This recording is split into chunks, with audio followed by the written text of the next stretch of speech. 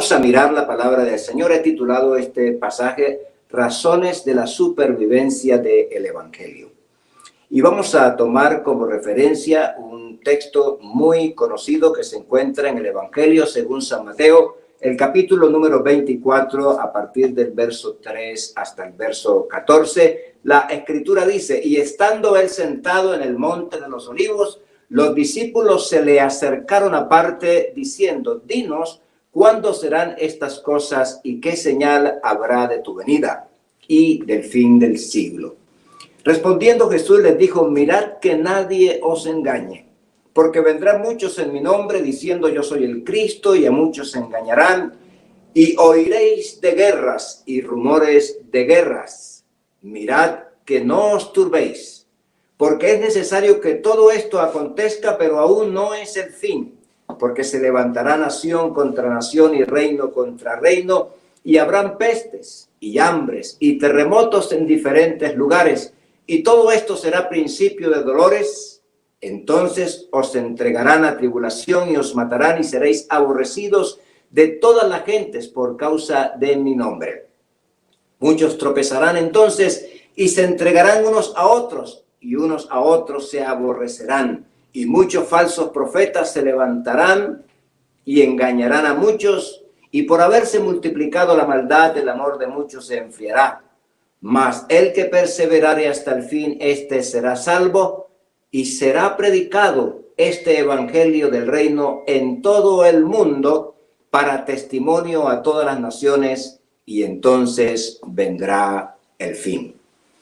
Queridos hermanos, es necesario que consideremos que a lo largo de la historia de la Iglesia de nuestro Señor Jesucristo, ella ha vivido numerosos procesos y situaciones de gran complejidad que han incluso amenazado su existencia, es decir, la existencia de la Iglesia.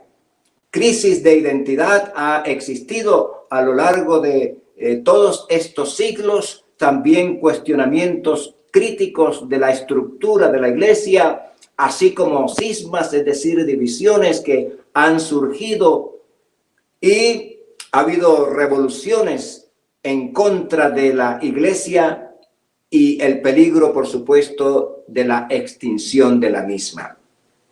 Pero, ¿cuál es la razón o cuáles las razones para que el Evangelio, después de 2000 años, todavía esté vivo, tenga vivencia en nuestra época? Las razones para la supervivencia del Evangelio. Y quisiera, a grosso modo, porque el tiempo es bastante corto, señalar algunas apreciaciones importantes. En primer lugar, el Evangelio no surgió del entorno natural. Él vino del cielo. Eso es lo que la Escritura nos dice. Dice la palabra de Dios en Lucas capítulo 8, el verso número 1. Dice la Escritura: aconteció después que Jesús iba por todas las ciudades y aldeas, predicando y anunciando el evangelio del reino de Dios, y los 12 con él. De modo pues que el evangelio lo trae nuestro Señor Jesucristo. Es el primer misionero. De tal manera amó Dios al mundo que ha dado a su Hijo unigénito, para que todo aquel que en él cree no se pierda, mas tenga vida eterna. Bueno, el Señor Jesús hizo su trabajo de redención, hizo durante su ministerio terrenal, hizo lo propio. ¿Y qué es eso propio? En segundo lugar, fue enseñando o enseñó a 12 hombres durante 3 años y medio, a quienes le encargó que transmitieran sus enseñanzas y establecieran las bases, siendo Jesucristo la principal piedra del ángulo. Y bueno, el Señor, antes de ascender a los cielos, le dice a sus discípulos: id por todo el mundo y predicad el evangelio a toda criatura. El que creyere y fuere bautizado será salvo, mas el que no creyere será condenado. Pero también dice Mateo 28:20, enseñándoles que guarden todas las cosas que os he mandado, dijo el Señor, y he aquí yo estoy con vosotros todos los días hasta el fin del mundo. Entonces el Señor ha organizado un equipo de trabajo a quien ha instruido por 3 años y medio y luego le da la ordenanza para que este glorioso mensaje de salvación corriera por el mundo entero, llegando a todos los rincones de la tierra, cosa que empezaron a hacer los discípulos que conocieron al Señor, pero posteriormente encontramos que Él llama al apóstol Pablo. El evangelio es revelado a este hombre para que fuese predicado a los gentiles, como él lo dice en el libro de Gálatas, el capítulo 1, verso 11 y 12. Mas os hago saber, hermanos, que el evangelio anunciado por mí no es según hombre, pues yo ni lo recibí ni lo aprendí de hombre alguno, sino por revelación de Jesucristo. Y si usted sigue leyendo, va a encontrar que él fue enviado a predicar el evangelio a los gentiles. Estos 12 hombres, ahora incluyendo al apóstol Pablo, dejan testimonio escrito bajo la inspiración del Espíritu Santo. Por eso es que en el primer siglo, ya de la segunda parte del primer siglo, es cuando se hacen los escritos respecto del evangelio y las cartas pastorales y las cartas universales que nosotros hoy tenemos y podemos leerlas y podemos estudiarlas. Entonces, el primer siglo después de Cristo, el evangelio se transmitió de manera verbal, pero esto no hizo mella alguna como para que esta palabra no corriera y fuese glorificada, sino todo lo contrario. La Escritura nos muestra episodios de persecución para con la iglesia, pero también nos dice que cuando eran esparcidos, ellos iban llevando el mensaje del evangelio por todas partes. No llevaban físicamente la Biblia, la palabra de Dios iba en sus corazones. Ellos iban convertidos y dando testimonio del poder de nuestro Señor Jesucristo. Aleluya. Posteriormente, para el siglo número 3, la Iglesia Católica se apodera de la interpretación de los escritos y le introduce sus propios conceptos y criterios y otros libros no inspirados por Dios, de lo cual usted quizá como creyente tiene conocimiento, dando comienzo a un oscurantismo y sincretismo religioso, al mismo tiempo que surgen diversas posturas doctrinales, pero siempre se mantuvo un remanente, el cual después de varios avivamientos a nivel mundial y en diferentes lugares del mundo, llegó hasta nosotros este mensaje tan extraordinario del evangelio. Hoy la iglesia atraviesa por otra situación crítica. Sin embargo, aún no es el fin, como el Señor lo manifiesta en la escritura inicial, que era necesario que pasaran todas estas cosas. Pero el Señor dice que no nos turbáramos, que no nos preocupáramos a pesar de la situación que se vive, que no es la primera situación que se vive o que la iglesia atraviesa. Hoy la iglesia entonces, aunque está viviendo un trance difícil, sin embargo, aún no es el fin. Aún hay camino que recorrer para que el proyecto de Dios en la tierra se cumpla, así como lo hicieron todos esos hombres del pasado, hombres y mujeres. Él está esperando que en este momento, en este tiempo, también hayan quienes se paren firmes y continúen el proyecto de Dios. Somos nosotros los escogidos para este tiempo. Dios cree que tú y yo estamos en este tiempo porque somos los adecuados para hacerle frente a la situación que vive el mundo y por supuesto que vive la iglesia. Hemos sido escogidos para darle continuidad al proyecto de nuestro Señor.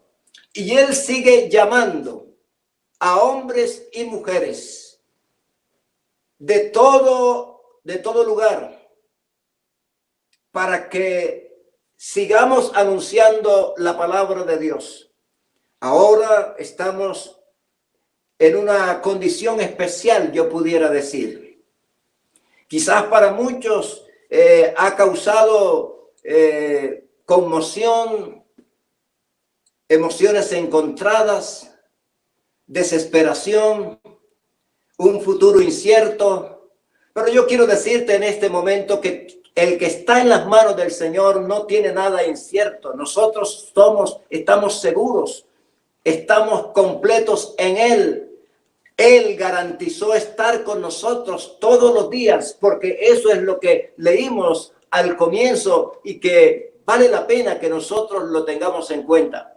Porque todo lo que se está viviendo ni es nuevo, pero además el Señor lo estuvo manifestando cuando estuvo durante su ministerio terrenal predicando el Evangelio. Y oiréis rumores de guerra y guerras. Mirad que no os turbéis. Así que no es el momento de estar turbado.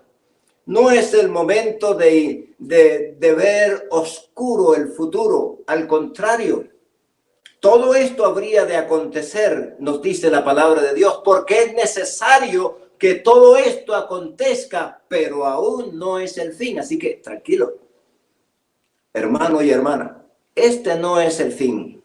Aunque debemos considerar que sí son principios de dolores. Se levantará nación contra nación y reino contra reino y habrá pestes. Las pestes son las pandemias, las enfermedades, que antiguamente le decían pestes o plaga, o castigo inclusive. Así que todo eso está descrito en la palabra del Señor. Y habrán terremotos en diferentes lugares. Y todo esto será principio de dolores. Entonces os entregarán a tribulación y os matarán y seréis aborrecidos de todas las gentes por causa de mi nombre. Muchos tropezarán entonces, pero yo espero que usted no sea de los que tropiezan, no de los que retroceden, sino de los que el que va adelante, de los que van hacia adelante en el nombre de nuestro Señor Jesucristo, porque tenemos garantizada la victoria en el nombre de Jesús. Y además dice, el que perseverare hasta el fin, entonces este será salvo. Tú tienes las condiciones para seguir adelante, para perseverar. Tú estás en las condiciones porque el Señor nos ha dotado, nos ha dado la capacidad, nos ha dado su Espíritu Santo. El Espíritu Santo nos llena de autoridad para poder enfrentar cualquier situación que podamos atravesar en esta tierra. Pero hay algo muy importante. Y será predicado este Evangelio del Reino en todo el mundo, para testimonio a todas las naciones, y entonces es cuando vendrá el mundo. Y será cuando llegará el fin. Y será predicado este Evangelio del Reino en todo el mundo, para testimonio a todas las naciones, y entonces vendrá el fin. Todavía falta mucho por hacer. Y yo quiero decirte que el Señor a través de este mensaje te está diciendo a ti, hermano y hermana, que es tiempo de seguir trabajando.